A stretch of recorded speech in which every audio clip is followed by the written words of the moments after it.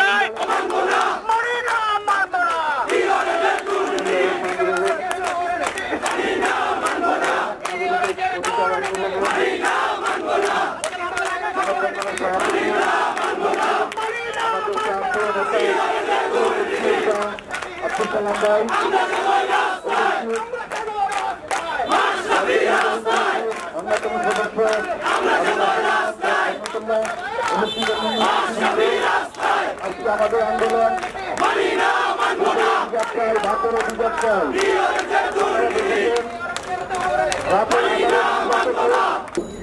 আপনি কিছু হলে বিলিকে নট আউট, কিছু হলে অমুককে নট আউট, কিছু হলে তমুককে নট আউট।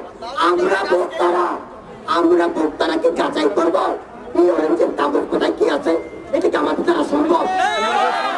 আমরা তো ভোক্তা আমরা পণ্য কিনবো, সরকারের সার্টিফিকেট দিয়েছে, আপনি এই ক্যাব আপনি সদস্য পদ দিয়েছেন, আমরা তো আপনার উপর ভরসা করে, আমরা তো মাস্টারি ভাইয়ের ভরসা করে পণ্য কিছু হলে নট আউট। কেন আগে থেকে আউট করা যায় না? কেন আমি বলবো যে সকল ভাইয়ের যে সকল প্রতিষ্ঠানগুলো ওনাদের সার্টিফিকেট দিয়েছেন আপনারা কি ঘোরাকে ঢুকালেন?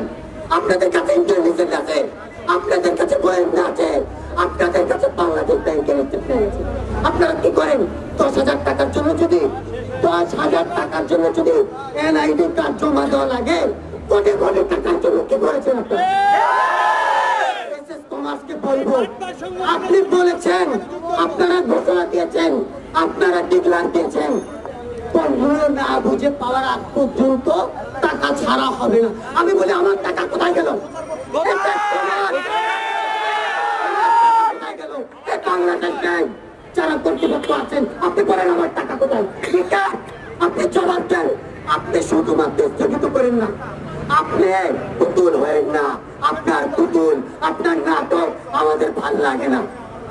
আপনি যদি তদন্ত না করতে পারেন আপনি আপনার প্রতিষ্ঠানকে বিলুপ্তি করলেন। আমি গভর্নমেন্টের কাছে একটা অনুরোধ করবো, জননেত্রী শেখ হাসিনার কাছে অনুরোধ করবো, মাননীয় স্বরাষ্ট্রমন্ত্রীর কাছে অনুরোধ করবো, এমন একজন ব্যক্তি যার বিরুদ্ধে সিআইডি বিভিন্ন পত্রিকাতে নিউজ আসতেছে ওনার সাথে দুর্নীতির সম্পর্ক, উনি কিভাবে প্রশাসন করতেন? যার প্রমাণ আছে উনি সিটি ব্যাংক তথা জানা অজানা অনেক ব্যাংকের মাধ্যমে লেনদেন করে অর্থ উত্তোলন করেছে। আমি বলবো বাংলাদেশ ব্যাংক আপনার জন্য কি এতটুকু প্রমাণ যথেষ্ট না?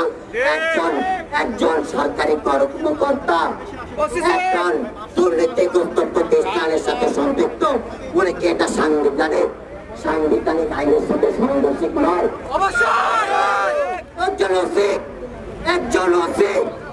একজন প্রশাসনের লোকের সরাসরি সম্পৃক্ততা ব্যতীত বাংলাদেশে এত বড় দুর্নীতি হওয়ার কষ্টই আসে না।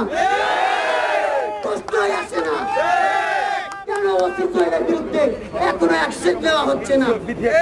কেন আপনি কেন এখন পর্যন্ত বিধি আক্তার আমরা দেখতে পাচ্ছি?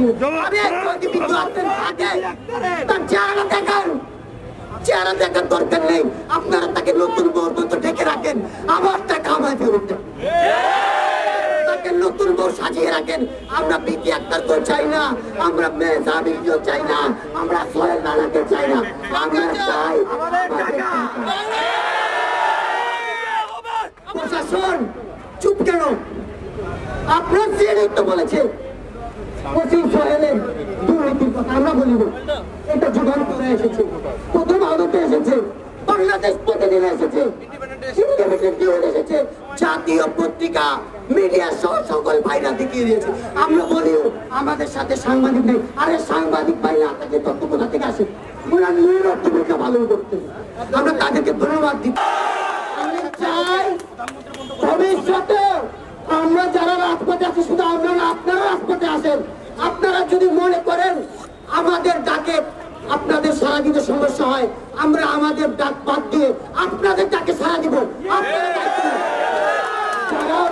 দায়িত্ব নিতে চান, আমি বলবো আপনারা নেন, আপনার সাথে আমি সহ আমাদের যারা আছে একই কথা বলবো। আপনাদের কি লাগবে শুধু আমাদের বলেন, আমরা আমাদের সামর্থ্য অনুযায়ী আছেন। এখন আগামী 20 তারিখে আমাদের আলটিমেটাম ঘোষণা করা হয়েছে, যে সময় দেওয়া হয়েছে, সময়সীমা বেঁধে দেওয়া হয়েছে। এই অরেঞ্জের কর্তৃপক্ষ যদি এর ভিতরে আমাদের অর্থ, আমাদের পণ্য, আমাদের ফেরত দেওয়ার নিশ্চয়তা প্রদান করে, বাংলাদেশ সরকার তথা বাংলাদেশ ব্যাংক এবং এর গভর্নমেন্ট নিয়ে বসার নিশ্চয়তা প্রদান করে, তাহলে আমরা আমাদের রাজপথের অন্যতায় কঠিন থেকে কঠিন আন্দোলন বঙ্গবন্ধুর বাংলায় দুর্নীতি ঠাই নাই, শেখ হাসিনার বাংলায় দুর্নীতি ঠাই নাই। আমার প্রিয় ভাই বন্ধুরা, আজকে আপনারা যারা এসেছেন, আমি মনে করি যদি এখানে আপনি যতটুকু কথা বলেছেন আমাদের অন্তরে শান্তি পাই নাই ভাই। আপনি যদি আমাদের সাথে একটা কিছু মজবুতে থাকতেন, আমরা বুঝতাম আসলে আপনি দুর্নীতির সাথে না, আমাদের আপনি তো বলেছেন আমাদের সাথে আছেন, আমরাও জানি আপনি আমাদের সাথে আছেন। আপনি আমাদের লাখো কোটি তরুণের হৃদয়, আপনি হৃদয় থেকে বের হয় না। আমরা আপনাকে হৃদয় রাখতে চাই, হৃদয়ে আপনি যেন থাকতে পারেন, রাখতে পারেন, মন থেকে শ্রদ্ধা আবারও আসে, সেই ব্যবস্থা আপনি ধন্যবাদ দিয়ে নামাজের জন্য আহ্বান জানিয়ে আজকের মতো ভাই আপনারা আমাদের সাথে থাকবেন। আজকের মতো এসেছেন ভাই সুন্দরভাবে চলে যাবেন।